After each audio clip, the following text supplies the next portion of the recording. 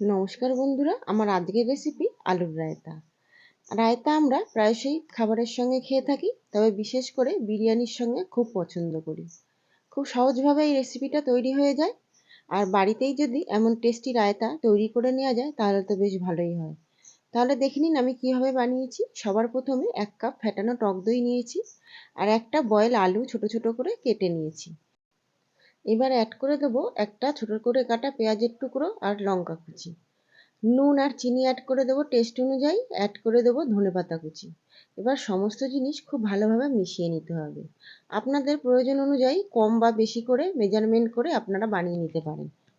সমস্ত জিনিস খুব ভালোভাবে মেশানো হয়ে গেলে অ্যাড করে দেবো হাফ টি স্পুন ভাজা জিরের গুঁড়ো। জিরের গুঁড়োটাও খুব ভালোভাবে রায়তার সঙ্গে মিশিয়ে দিতে হবে। এবার আমরা তড়কা দেবো।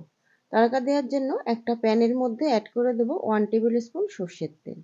সর্ষের তেলটা গরম হয়ে আসলেই অ্যাড করে দিতে হবে half teaspoon Kashmiri red chilli powder. এরপর অ্যাড করে দেবো অল্প পরিমাণে কাসুরি মেথি। সমস্ত জিনিস খুব ভালোভাবে নাড়িয়ে চাড়িয়ে নিয়ে আমরা রায়তার মধ্যে অ্যাড করে দেবো। আবারও খুব ভালোভাবে মিশিয়ে নিতে হবে। এবার আমাদের তৈরি হয়ে যাবে আলুর রায়তা। এই রায়তাটা খেতে এত টেস্টি হয়, আপনারা না বানিয়ে খেলে বুঝতে পারবেন না। আশা করব আজকের রেসিপি খুবই ভালো লেগেছে। রেসিপি ভালো লাগলে অবশ্যই বাড়িতে একবার হলেও বানিয়ে দেখবেন। যদি ভালো লাগে অবশ্যই আপনাদের মূল্যবান মতামত কমেন্টের মাধ্যমে জানাতে কিন্তু ভুলবেন না।